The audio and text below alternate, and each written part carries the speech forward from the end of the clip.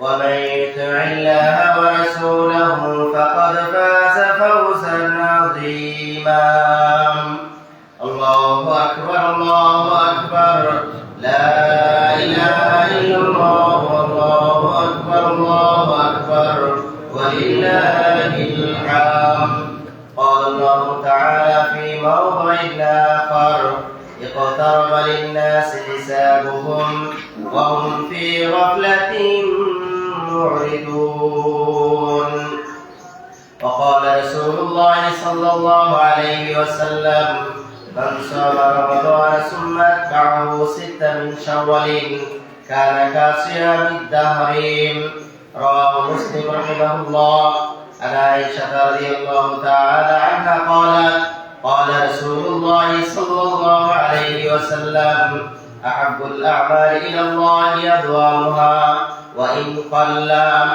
الله أكبر الله أكبر لا إله إلا الله والله أكبر الله أكبر ولله الحمد الحمد لله মহান আল্লাহ সুবহানাহু ওয়া তাআলা অসংখ্য শুকর ও সুজুদ যে আল্লাহ সুবহানাহু ওয়া তাআলা আমাদেরকে দীর্ঘ এক মাস সিয়াম সাধনার পরে আজকে ঈদুল ফিতরের জামাতে অংশগ্রহণের তৌফিক দান করেছেন সে আল্লাহ সুবহানাহু ওয়া তাআলা শুকরিয়া জ্ঞাপন করছি আলহামদুলিল্লাহ দরুদ ওয়া সালাম পেশ করছি মানবতার মুক্তির দিশারি সর্বকালের সর্বশ্রেষ্ঠ মহামানব আহমদ মুহাম্মদ মুস্তাফা সাল্লাল্লাহু আলাইহি ওয়াসাল্লামের উপর যে আমাদের জন্য রেখে গিয়েছেন ইসলাম এবং সশক্ত জীবন ব্যবস্থা আমাদেরকে দেখিয়ে গিয়েছেন জান্নাতে যাওয়ার রাস্তা সেই নবী ও রাসূলের প্রতি সংক্ষিপ্ত দরুদ ও সালাম পেশ করছি সাল্লাল্লাহু আলাইহি ওয়াসাল্লাম সম্মানিত আজকের উপস্থিত মুসল্লিবৃন্দ আমরা এক মাস অতিবাহিত করেছি বিশাল বড় এক প্রশিক্ষণে আল্লাহ সুবহানাহু ওয়া তাআলা বিধান পালন শেষে আমরা আজকে ঈদুল ফিতরের সালাত আদায় করতে এসেছি এই রমাদানের প্রশিক্ষণ থেকে রমাদান ছিল এমন একটি মাস যে মাসকে বলা হয় শাহরুল মুবারক যে মাস হলো বরকতময় মাস যে মাস হলো রহমত বরকত মাগফিরাতের মাস এই মাসে আল্লাহ সুবহানাহু ওয়া তাআলা তার বান্দাদেরকে ক্ষমা করে দেন যে মাসে একজন কল্যাণকামী প্রতিদিন ঘোষণা করতে থাকেন ইয়া বাগিয়াল খায়রি ইকবিল যে হে কল্যাণকামীরা যারা আল্লাহ সুবহানাহু ওয়া তাআলার সন্তুষ্টি অর্জন করতে চাও তোমরা সামনের দিকে অগ্রসর হও ইয়া বাগিয়াশ শাররি ইকসিদ আর হে অকল্যাণকামীরা হে অন্যায় অপরাধকারীরা পাপিষ্ঠরা থেমে যাও অর্থাৎ রমাদান ছিল এমন মাস যে মাস ছিল মুমিনের জন্য একটা সুজলা সফলা এই মাসে মানুষ আল্লাহ সুবহানাহু ওয়া তাআলার নৈকট্য হাসিলের অন্যতম মাস এই জন্য আল্লাহ সুবহানাহু ওয়া তাআলা কোরআনুল কারীমের সূরাতুল বাকারার 183 নম্বর আয়াতে আমাদেরকে বলে দিয়েছিলেন যে আয়াত সকলেরই আমাদের জানা ইয়া আইয়ুহাল্লাযীনা আমানু কুতিবা আলাইকুমুস সিয়াম কামা কুতিবা আলাল্লাযীনা মিন ক্বাবলিকুম লাআল্লাকুম তাত্তাকুন হে ঈমানদারগণ তোমাদের উপরে সিয়ামকে ফরজ করা হয়েছে যেরকম ভাবে ফরজ করা হয়েছিল তোমাদের পূর্ববর্তীগণের উপরে যেন তোমরা মুত্তাকি হতে পারো আল্লাহ ভীরু হতে পারো আমরা এক মাস সিয়াম সাধনা শেষ করেছি আমরা কতটুকু মুত্তাকি হতে পেরেছি কতটুকু আমরা আল্লাহ সুবহানাহু ওয়া তাআলার নৈকট্য অর্জন করতে পেরেছি এটা প্রত্যেকটা মানুষ তার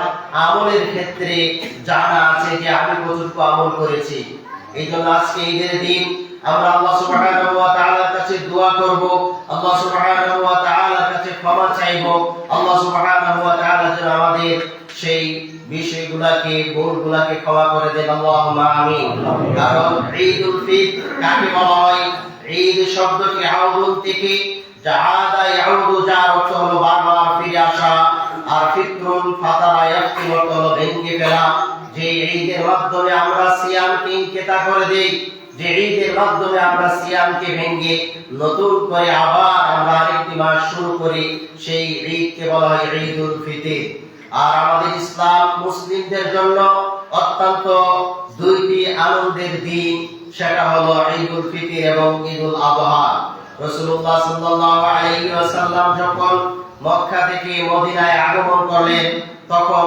সেখানে গিয়ে দেখলেন তারা জাহিলি যুগের লোকেরা দুই দিন উৎসব পালন করে।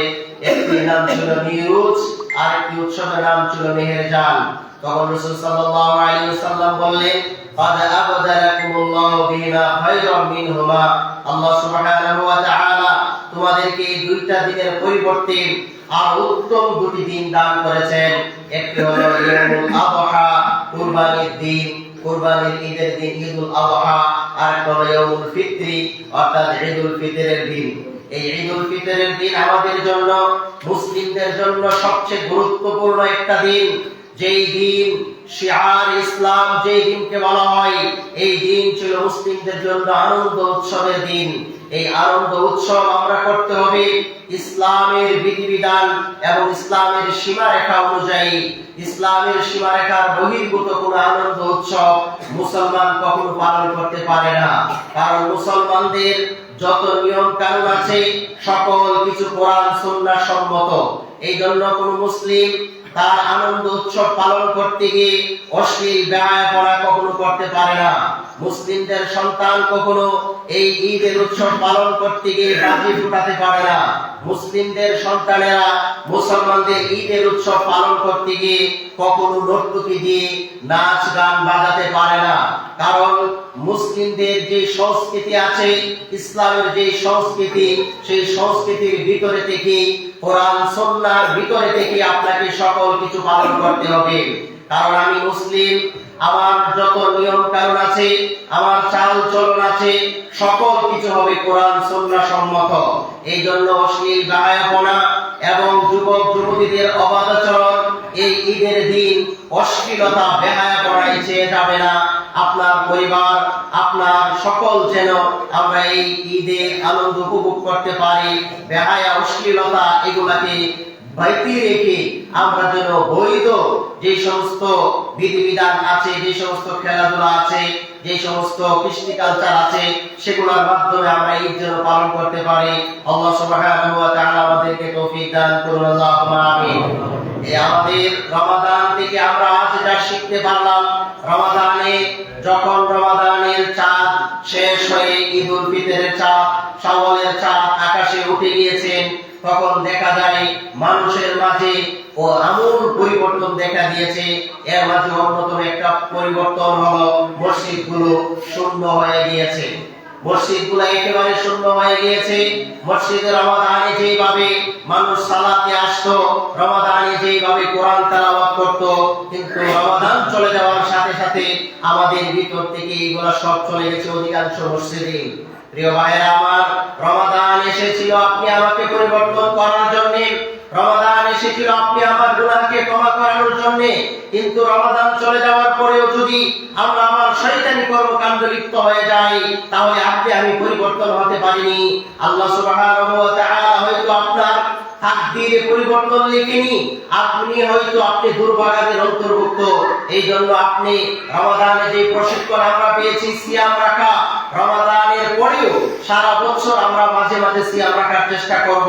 রমাদানের পরে যে শাওয়াল আছে, এই শাওয়ালের সহিত সিয়ামের ব্যাপারে সহিহ মুসলিমের হাদিসে এসেছে, রাসূলুল্লাহ সাল্লাল্লাহু আলাইহি ওয়াসাল্লাম বলেন, মান সামা রমাদানা সুম্মা আতবাহু সিত্তা মিন শাওয়ালিন, যে ব্যক্তি রমাদানের সিয়াম রাখবে তার পাশাপাশি শাওয়ালের সহিত সিয়াম পালন করবে, তার জন্য সারা বছর সিয়াম রাখার সওয়াব দেওয়া হবে। সুবহানাল্লাহ।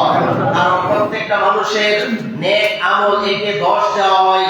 30 তেই সিয়াম আমরা রেখেছি রমাদানে, 30 দশে 300, আর 6টি সিয়াম যদি রাখি আমরা 6 দশে 60, তার মানে 360 দিন আপনি সিয়াম রাখার সওয়াব পেয়ে যাবেন। এই জন্য আমরা শাওয়ালের সিয়ামগুলো রাখার চেষ্টা করব।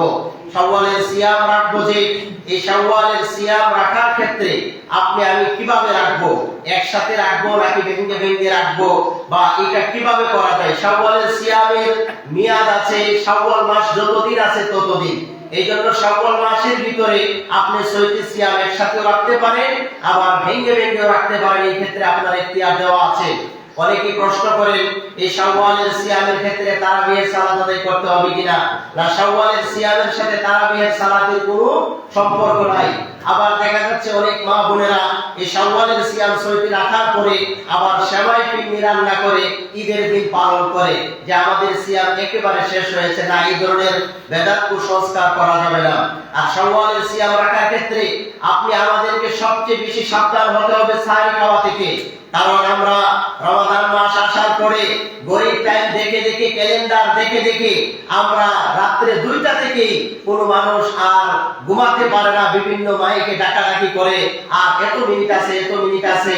অত্যন্ত দুঃখের বিষয়, আজকে রাত্রে আপনার ফজরের সময় গতকাল যেভাবে ছিল কিন্তু আজকে রাত্রেই তার পরিবর্তন এসেছে। কেউ আযান দিচ্ছে 4:50, 5টা, 5:10, 5:20, 5:25 পর্যন্ত আযান দিয়েছে।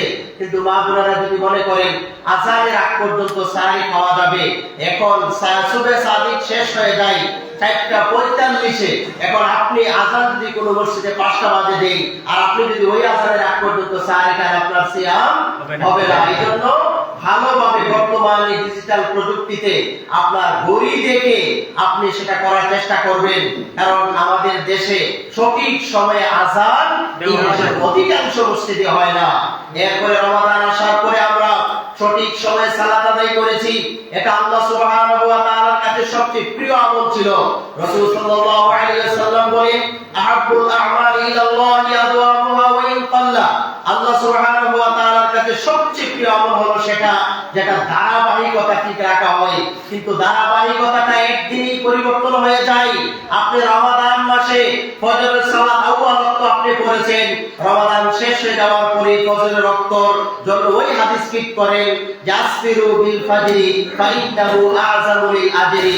ফজরকে যত ফরসা করে পড়তে পারো, এই জন্য দেখা যায় ফজরের সালাত পড়তে পড়তে সূর্য উঠে যায়।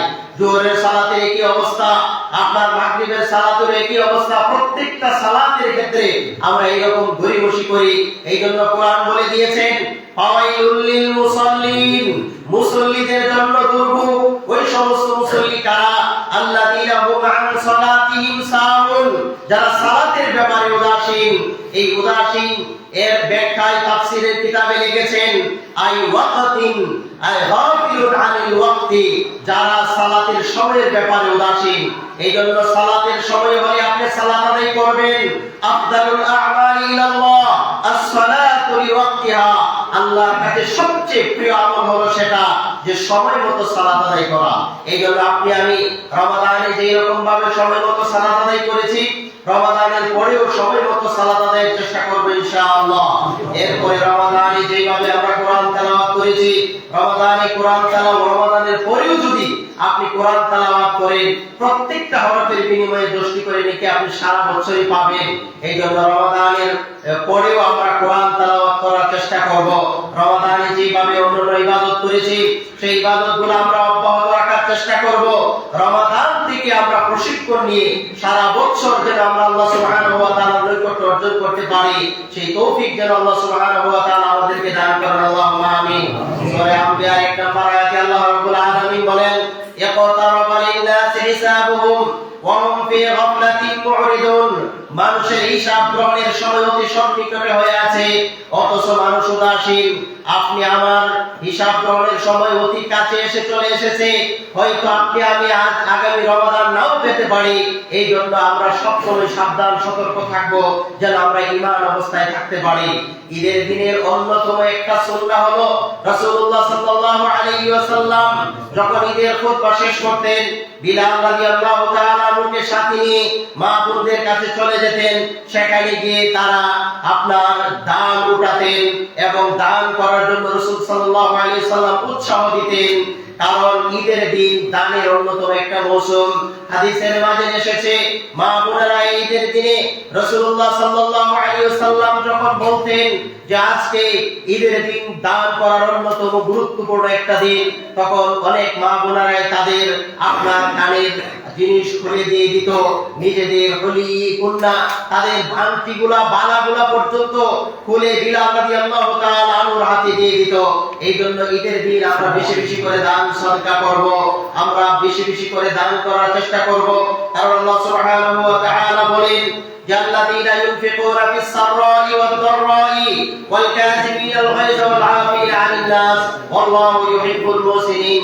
আল্লাহ সুবহানাহু ওয়া তাআলা ওই সমস্ত মানুষদেরকে ভালোবাসেন যারা আল্লাহর পথে সচ্ছল অবস্থায় দান করেন। এই জন্য প্রিয় ভাইরা আমার, আমাদের ইমাম বুখারী রাহিমাহুল্লাহ সালাফিয়া মাদ্রাসার অনেক কাজ চলতেছে, আমাদের ওযুখানার নির্মাণের কাজ চলতেছে, আমাদের মাদ্রাসার নতুন করে জমি করে করা হয়েছে, সেটার জন্য আপনারা ইনশাআল্লাহ স্বতঃস্ফূর্তভাবে অংশগ্রহণ করবেন।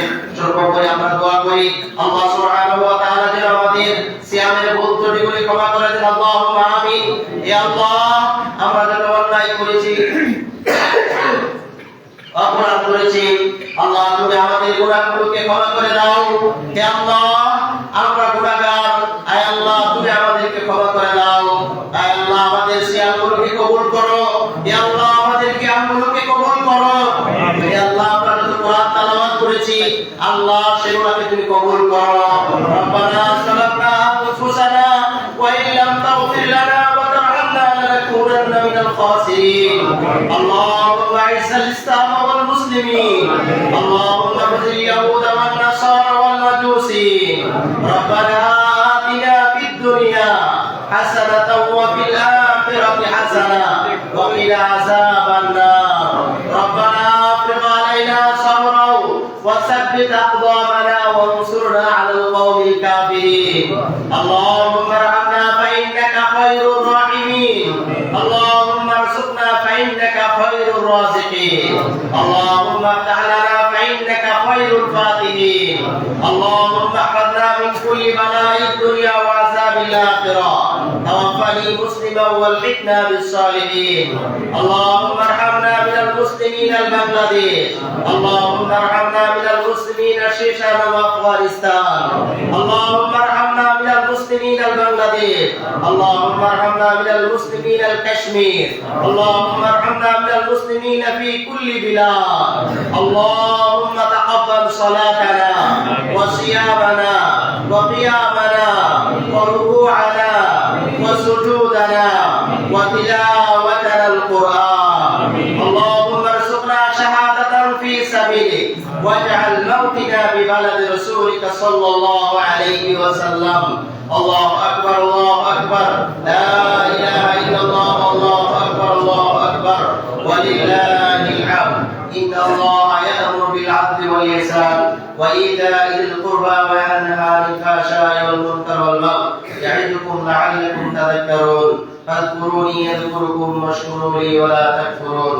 الله أكبر، الله أكبر، لا إله إلا الله، الله أكبر، الله أكبر، ولله الحمد.